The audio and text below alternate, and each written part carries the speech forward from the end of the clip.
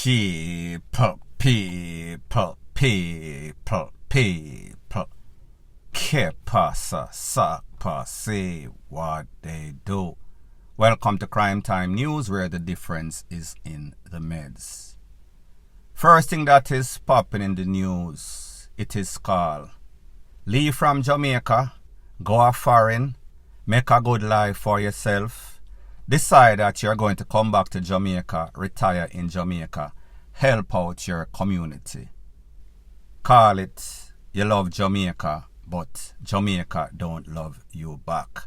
The streets, it don't love anybody. The streets are taking away a whole bunch of persons, the innocent people, which is very disturbing. I am speaking about a man that lost his life in Westmoreland a couple of days ago. His name is Mr. Fitzroy James, affectionately known by his friends as Dwight O.C. Sugar. He is a prominent businessman. He operates Sugar Rock Lagoon, which is in Caves District, and Star Castle Guest House, which is in White House. It is said that he was also in the process of building some sort of uppity restaurant in a White House. So we say this is a man that is very ambitious. This is a man that is respected by the community. This is a man that don't have any sorts of conflict with anybody. This is a man that don't have any sorts of family member that are entangled in any sorts of dirty bungle. This is a man that we would consider one of the least likely candidates to lose his life in some sorts of controversial way. However, less than about 2 days ago, some people on a bike blaze him up, take him out. It is surmised that these are people from outside. Now people, here's the thing.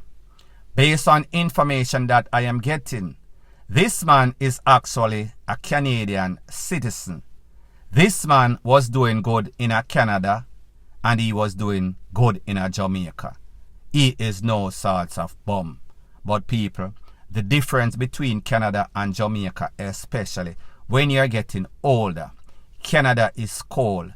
Jamaica have tropical weather. That means it warm 365 days a year, with the exception of some sorts of rain. Now people, you have to ask the question, why would somebody that is in America, Canada in this case, leave Canada, a place that the people are decent, a place that is not entrenched with crime, a place where you can leave your door open, your window open, you cannot or you won't need any sorts of burglar bar like in some sorts of prison, and come to Jamaica. The weather, the culture, the people, the fact that home is always going to be home, even if your home is getting screwed up like Jamaica is right now. Like me say, people, I am in talk with people that know this man. We're going to do a part 2 of exactly what transpired. However, it is just to show you that you could leave your comfortable place, come back to a place in which you thought was safe 30 years ago, 2 decades ago, even a decade ago. But the truth and the fact, disturbing reality is that this generation, they are bad mind. This generation, not only they want to take you away, they want to take you away for nothing. Why this is an obvious hit is the fact that this man was also a licensed firepiece holder. When he was taken out, he had his tool on him. They did not search him. They did not pop off any sorts of chain, take any sorts of money. So we know that this was not some sorts of random case of murder. This was definitely a hit. Point blank and period. Now the next thing that is popping in the news is an update about a video that I spoke about yesterday that occurred on King Street, that is in downtown, close to the Woolworth, close to the KFC. Now in this video, it seems as if the popo, or probably municipal popo, went by this foreigner's business. He sells furniture, mattress, appliances, stuff like that. In the video you could see that there was some sorts of tug of war between the Popo and some other men and the owner, who happens to be a foreigner. Maybe one of those infrastructure people or the Syrian, me not really know. There was a tug of war for about 45 seconds to a minute or so. The Popo pull one way. The men who it is verified they are employees of the store and the owner himself. Eventually there were more workers, so therefore the tug of war was won by the employer and the employees. Surprised that I did not see any sorts of pepper spray, any sorts of baton, any sorts of tool, wheel and pop off and bust up 21 GUN salute rate, lele, blue, blah, bling. Based on the information that I am getting, there is a next video that is out. Did not see that video, cannot talk about something that I never saw. However, based on people who know the area and know what is going on. If you know anything about downtown, you know that downtown is a big extortionist place. Meaning that the people in the vicinity, everybody I get a little thing per month, bi-weekly, bi-monthly, whatever, to give them some sorts of security. However, it seems as if it is not just the criminals who are doing the extorting. The Popo are also deeply entrenched based on information that I am getting from truthful sources. It is said that this man has a history with the Popo. This man has a case in the court with the Popo. According to his side of the story, they are trying to get him to extort. They are trying to extort him, And he decides that he is not going to pay. The extortion money is for him to put his product on the sidewalk. People, if you know anything about downtown, whenever you walk, it is as if you are doing some sort of obstacle or hurdle race. You have to skip and jump and dilly-dally between the vendors and the sidewalk. So he said that he took them to court. The case is pending in court. So therefore, them a give him a hard time. Them a antagonize him whenever he puts out any sorts of stuff. Because him know how them stay. And him know say he is refusing to pay them. Him know say him shouldn't put nothing out there. However, based on what he is saying, and I am going to give my opinion based on what he is saying, is that he parked his vehicle in front of the establishment and he had a mattress on top of the vehicle. Now people, based on what he is saying, somebody was supposed to come and pick up that mattress from off of the top of the vehicle. Here is my honest opinion. Don't know his mindset. Don't know what happened, was not there. Don't know the transactions that occurred at that business. Don't know if somebody actually bought some sorts of mattress. However, what I do know, people are full of psychs. People are full of skills. If the people them tell you say, you can't put the mattress on the sidewalk and you decide that you are putting your vehicle in front of the business that happens to be parallel to the sidewalk and then you put a mattress on it. If that mattress is on top of the vehicle for a couple of hours, it is also violating, it is also a hindrance for the sidewalk and for the road because it is going to be pushing out from whichever side depending on the type of vehicle that you have. People, me never did it. So me just say, me don't know if the Popo them realize the mattress step on the vehicle for a couple of hours or all day. If that is the case, then they might have some sorts of reason. However, what I cannot understand or there is no sorts of reason or rational, how it is that the Popo are in the extortion business. Because if you're there to do your job and the man put him wares, in furniture, in fridge, in stove, out there advertise in front of and block the people, then You're supposed to take them off. Or tell him can't do it.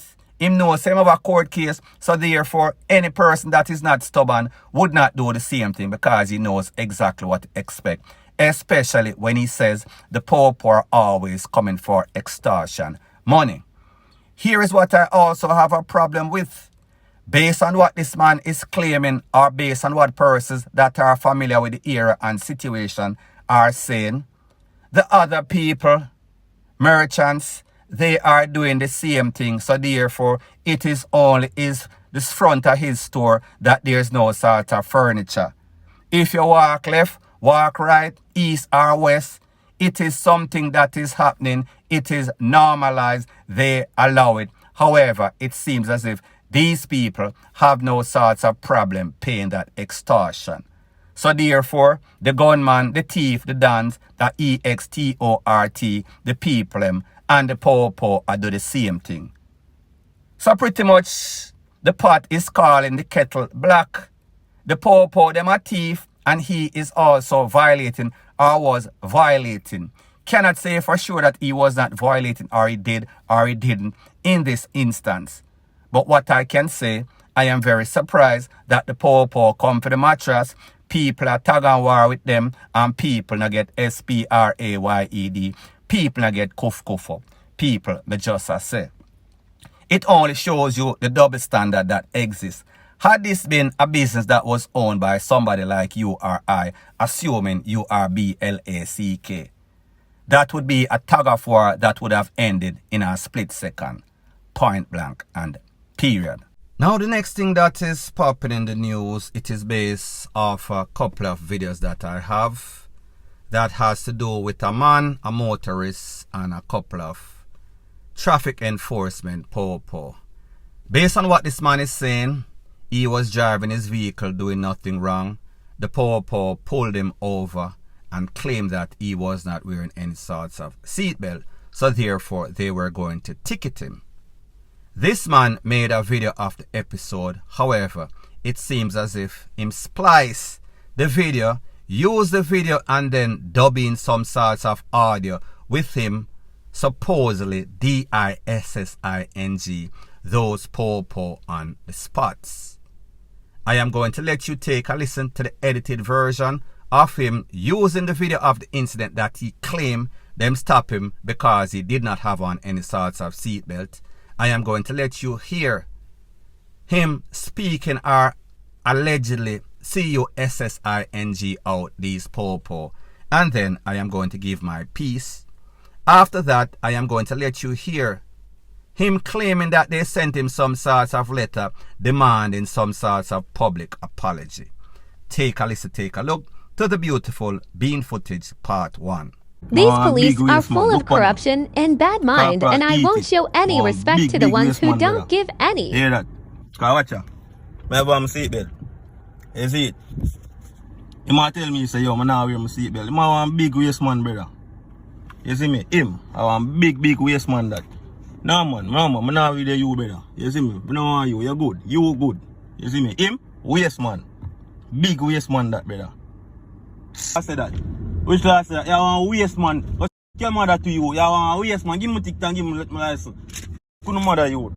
Now people, first thing first, when somebody use a video, then them splice it or alter it.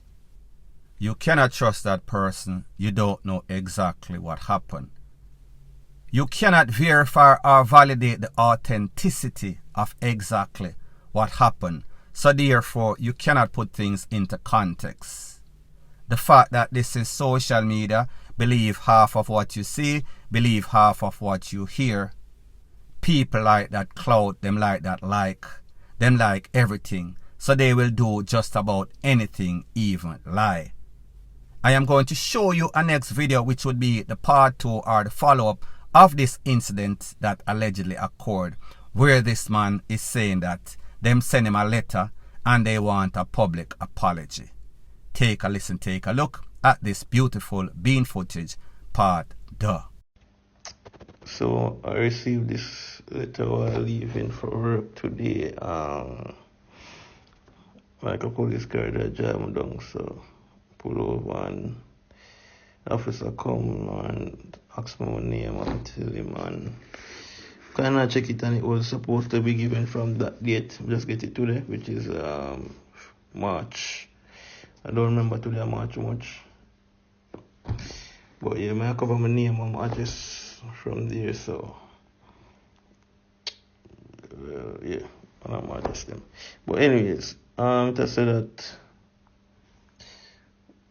pertaining to a video that I posted on TikTok, you understand that caption, these police are full of corruption and bad mind, and I won't show any respect to the ones who don't give any. Which we still stand up towards, like I'm saying that if a person, like the uniform doesn't make them immortal, you understand? And defamation of character for the officer, the video was intended to do any harm. The video was intended to show that I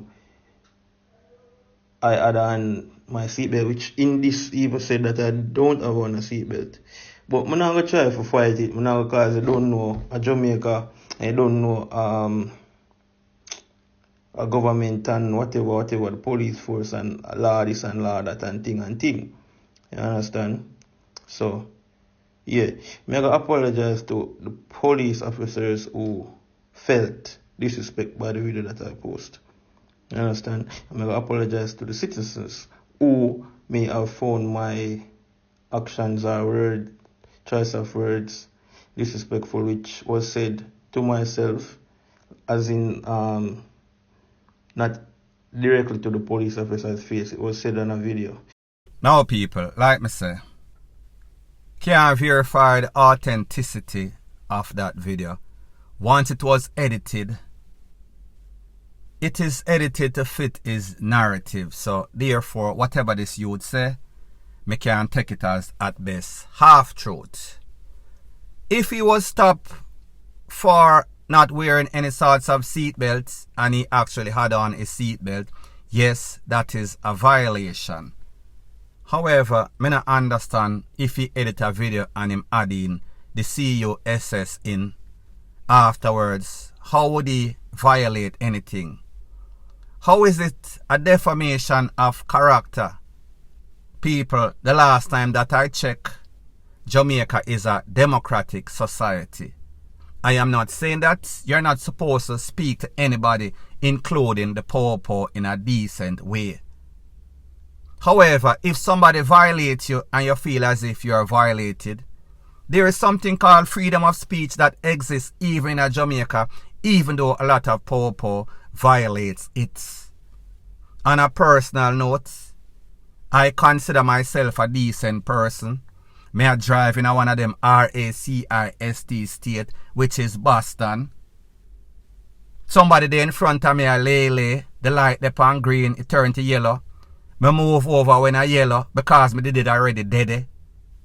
The poor pull me over, say me run the red light. After me dead, I stand up and I wait for the light to change. The person in front of me a gaze. The light change, me go cross. Him tell me say me run the red light.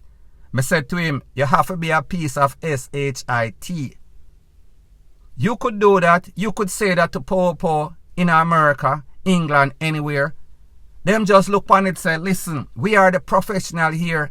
We know better, so therefore we learn to ignore thin skin. We cannot be. But we find that these poor, them get na them feelings, them too thin skin sometimes. So people, me now say this man right. And obviously, this is an edited video. Obviously, this man is looking some sorts of cloud on social media. So therefore, me can't take him 100% serious. My point is this. You don't need to apologize to anybody. You say what's on your mind. As long as you don't threaten anybody. And I am not saying to go out there and abuse anybody verbally or physically. But me just say, if you feel as if you were violated, civic rights, you have the right to express yourself. It is called freedom of expression. I am not saying to go out there and abuse the poor because I know that some people like to nitpick and take things when I say out of context. I find this man to be conflicting and contrary, because if you claim say it's an edited video, what is the apology for? Point blank and period. So anyways, people, thanks once again for checking out my video. If you appreciate videos like this, please show your appreciation by liking, commenting, sharing and subscribing to my channel. That is how YouTube promotes videos like these to like-minded, sensible persons like yourself. Bless up.